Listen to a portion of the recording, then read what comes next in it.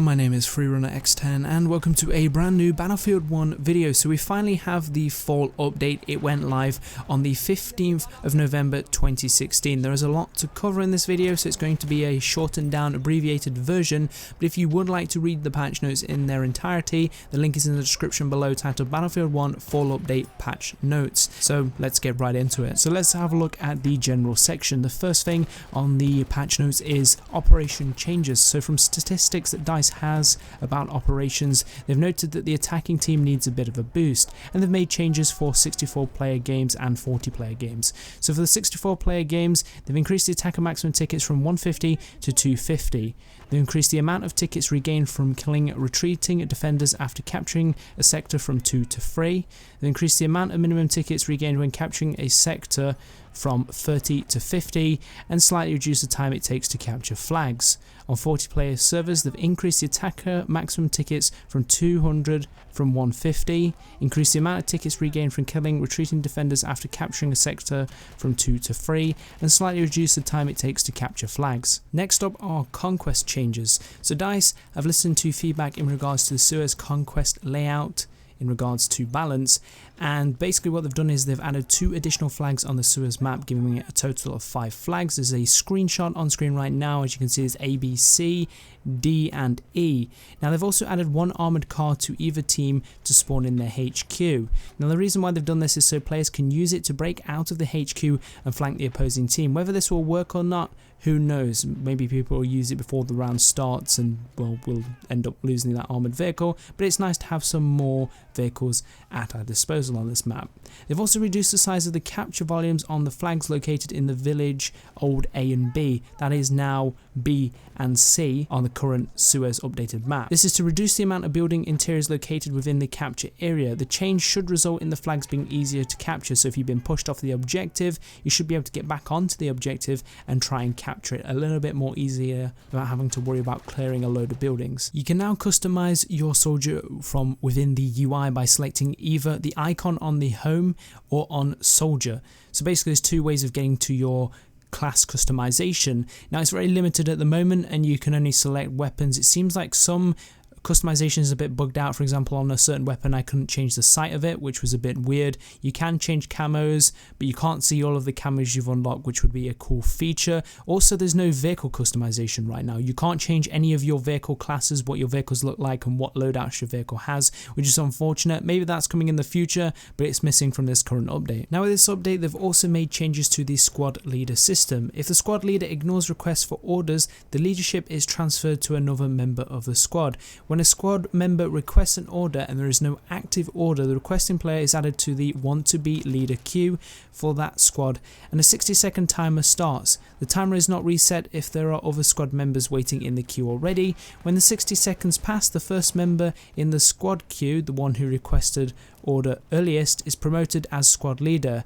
If there are other members in the queue after him, the timer is automatically reset to 60 seconds, and if the new leader doesn't give orders over that period either, then the next waiting in line is promoted, so on and so on. If the current squad leader issues an order, then the queue for the squad is cleared. So basically what it's trying to say is if you're a squad leader, you need to be actively marking objectives to get bonus points. You need to be that squad leader, you need to take that role, and if you're not willing to take that role, someone can take it from you. They've also made some additions to the store. You can now actually rent a server from the store. There's a few options and you can choose what you want, but as for the servers themselves, there's a few bits of limited customization, and I'm not entirely sure to what full extent you have when you actually rent a server. They've also added a battle packs tab as well. You can actually buy battle packs with real money. Unfortunately, that isn't working right now. It's coming soon, so at some point in the future you'll be able to spend real money to get virtual battle packs. And while we're on the subject of battle packs, they've added a squad XP boost which you can now receive from opening battle packs, which is pretty cool. And if you are a big fan of these battle pack skins, revision 5 is now available. so go out there and open some battle packs. They've also added options to find multiplayer custom games, but right now that's not available. Coming soon, official custom games is going to be Hardcore, which is apparently going to be coming soon, and Fog of War, which is apparently going to be coming soon, but that's not available right now and obviously will be available in the future. So they've also done a bit of optimization. They've done several CPU optimizations, including fix an issue where destroyed buildings would severely affect CPU performance, resulting in low frame rates. They've also done several DX12 optimizations, so hopefully for most of the people who are having problems with inconsistent frame rate, hopefully that should be fixed for you now. Now in this patch they've started having a look at weapon balance. Now the first port of call is the light machine guns.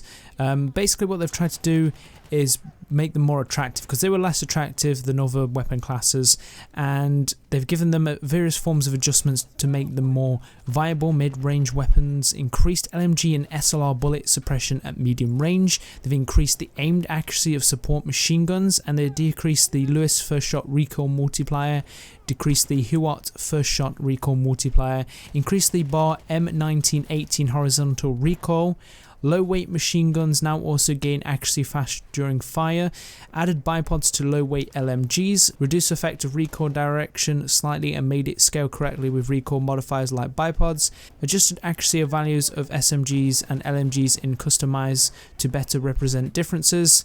Hellregal now overheats a little bit slower and has an increased horizontal recoil, slightly reduced the MLE 1903 reload time, reduced deploy time for MLE 1903 and repertoire pistol M1912, and sped up the deploy animations for a higher energy feeling.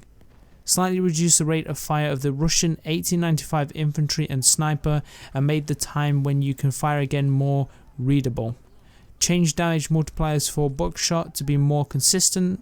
This will eliminate some unintentionally high and unintentional low damage hits. So it seems like they're going in the right direction with the weapon balance changes so far, but only time will tell. You have to actually play the game and understand how these changes affect everything, so we won't really know how much of an impact this has had until we actually get in game and experience it firsthand. I've also made a few changes to a number of gadgets, but the major one is Mortar. Now, it's had a balance pass, so players now have to pick more clearly between slow accurate fire and rapid inaccurate fire. This is to basically stop players from constantly spamming mortar shots with somewhat accuracy, so you need to wait a couple of seconds in order for it to be accurate. So mortars now require time after deploy before they are fully accurate. I believe it's something like 5 seconds. Increase the inaccuracy penalty for firing multiple mortar rounds quickly. Reduce the max damage radius of support airburst mortars. Mortars will need to land closer to do their full 65 damage.